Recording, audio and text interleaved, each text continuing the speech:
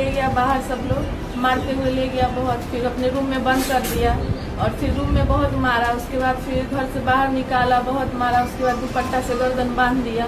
उसके बाद पानी में घींच कर ले गया। फिर उसके बाद वहाँ डुबा कर मार दिया। कपड़ा उपड़ा फाड़ के जो मिल रहा था, फट्ठा ईंट जो मिल रहा था सब कुछ से मारा। मैं हूं शाहनवाज, आप देख रहे हैं मिल्लत टाइम्स। भीड़ के कानून हाथ में लेने तथा इंसाफ के नाम पर पिटाई व हत्या, मॉब लिंचिंग की घटनाएं थमने का नाम नहीं ले रही। ऐसी घटनाओं को लेकर सुप्रीम कोर्ट सख्त है, लेकिन लगातार ऐसी घटनाएं बढ़ती ही जा रही है। कुछ दिनों पहले ऐसा ही मामला बिहार के समस्तीपुर जिले में हुआ, जहां भीड़ ने घर में घुसकर एक महिला और एक युवक को पीट कर मार डाला और परिवार के कई लोगों को मार मार कर अधमरा भी कर दिया। साथ ही घर में मौजूद अन्य महिलाओं के साथ भी मारपीट और बदसलूकी की गई, कपड़े फाड़ दिए गए। जब हैवानों का दिल इससे भी नहीं भरा तो उन्होंने महिलाओं को नंगा कर बाहर घुमाने का प्रयास किया। घर में लूट की घटना को भी अंजाम दिया गया है। जाते जाते असामाजिक तत्वों द्वारा घर के साथ बाहर खड़ी गाड़ियों में भी आग लगा दिया गया। कुछ सवाल हैं जो जनता जानना चाहती है। समस्तीपुर डबल मॉब लिंचिंग मामले में अब तक क्या कार्रवाई हुई है? उस मुस्लिम महिला एवं लड़के का क्या कसूर था जिन्हें बेरहमी से पीट कर मौत की घाट उतार दिया गया? दोनों की मौत के आरोपियों की गिरफ्तारी अब तक क्यों नहीं हुई? आरजेडी विधायक अख्तरुल इस्लाम इस मामले पर खामोश क्यों है? बिहार के समस्तीपुर मुफस्सिल थाना क्षेत्र के आधारपुर पंचायत के योगिया मठ गांव में हुए ट्रिपल मर्डर के बाद मृतक आरोपी दोनों के घर मातमी सन्नाटा है। अब लोगों की नज़र मैडम शनोवर और मोहम्मद अनवर की यादें ही शेष रह गई है, जबकि अनवर के पापा मोहम्मद नूर आलम आज भी पटना में इलाजरत हैं। वहीं पुलिस प्रशासन के लिए मॉब लिंचिंग के मुख्य आरोपियों की गिरफ्तारी चुनौती बनी हुई है। दोनों पक्षों ने हत्या के मामले में थाना में प्राथमिकी दर्ज कराई। अपनी मां शिक्षिका सनोवर खातून व चचेरे भाई अनवर की हत्या की वारदात को बताते हुए नुसरत परवीन ने बताया कि घटना के बाद सभी ने पहले घर का दरवाज़ा तोड़ दिया, फिर अंदर प्रवेश कर मां को बेरहमी से पीटा, साथ ही उसके कपड़े फाड़ दिए।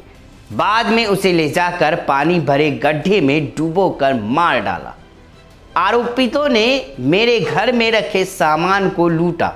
मां को बचाने आए चचेरे भाई को भी बुरी तरह पीटकर गर्दन व चेहरे को लहूलुहान कर दिया। उसे बचाने आए चाचा पर भी प्रहार किया। इतना ही नहीं, मेरे अलावा अन्य दोनों बहनों के साथ भी मारपीट व बदसलूकी की। चलते चलते दोनों घरों में मिट्टी तेल छिड़क कर आग लगा दिया गया। वहीं कार बाइक को भी जला डाला। नुसरत परवीन द्वारा दिए गए आवेदन के बाद प्राथमिकी दर्ज कर ली गई है। नुसरत ने दिए आवेदन में बताया कि करीब 50 की संख्या में लोग दरवाज़ा तोड़कर घर के अंदर घुस गए और मां को मारते पीटते घर से खींचकर बाहर निकाल लिया। उसके शरीर पर लोहे के रॉड और हथौड़ा से पीटकर छाती और पीठ आदि काट दिया और आरोपियों ने पास के पानी भरे गड्ढे में डुबोकर उसकी जान ले ली। इसी दौरान अनवर दौड़ा हुआ आया और मां को बचाने की कोशिश किया तो उसके मुंह पर चाकू से वार कर दिया। इससे उसका मुंह कट गया। इस पर वह वहीं गिर गया जहां उसके सिर पर कई बार ईंट से प्रहार किया। चाचा नूर आलम ने जब अनवर को बचाने की कोशिश की तो लोहे के रॉड से प्रहार कर उनका सिर फोड़ दिया। अपनी दो बहनों के साथ मैं भी भागना चाही, लेकिन लोहे के रॉड से दोनों के हाथ पर मारा, जिससे उसके हाथ में गंभीर चोटें आई। इसके बाद सभी लोग घर में तोड़फोड़ करने लगे। अलमारी के अंदर एक बैग में 3 लाख रुपए, 3 लैपटॉप और 2 सोने की जेवर को भी लेकर चले गए। 3 आरोपितों ने मेरे चाचा के घर पर मिट्टी तेल छिड़क कर आग लगा दी। साथ ही इको स्पोर्ट्स कार, एक बुलेट, एक स्प्लेंडर में भी आग लगा दिया। सीएसपी से भी 2,50,000 रुपये निकालने की बात प्राथमिकी में दर्ज की गई है। हालांकि इस घटना पर बिहार में मुसलमानों के रहनुमा बनने वाली पार्टी राजद के न तो कोई नेता इस पर खुलकर कुछ बोलना चाहते हैं और न ही नेता प्रतिपक्ष तेजस्वी यादव परिवार से मिलने पहुंचे हैं और न ही वहां के राजद विधायक अख्तरुल इस्लाम भी अब तक घटना को लेकर चुप्पी साधे। इससे यही जाहिर होता है कि मुसलमानों का जितना जुल्म और सितम हो उसके खिलाफ कोई पार्टी नेता आवाज़ नहीं उठाते, बस मुसलमानों का वोट लेने के लिए सेकुलर बनते हैं और बीजेपी से डराकर वोट ले लेते हैं, फिर मुसलमानों को गुमराह करने का ठेका दे देते हैं और पार्टी को सेकुलर होने का दिखावा करते हैं। लोगों ने जाकर के माइनॉरिटी के उस शख्स के घर पर जिसने गोली चलाई थी, जिसने मर्डर किया था, यकीनन है कि उसकी गिरफ्तारी होनी चाहिए, उसको सजा मिलनी चाहिए, लेकिन कानून को हाथ में लेने की किसी को इजाजत नहीं है। दूसरे पक्ष के लोगों ने जाकर उनके घर पर जाकर उनकी बीवी की हत्या कर दी और दूसरे लोगों को अधमरा कर दिया है। ये आखिर ये दिलेरी कहां से आई? और वहां के लोग चुप हैं, वहां का जो अकलियतों के दम भरने वाले लोग लीडर हैं वो चुप हैं।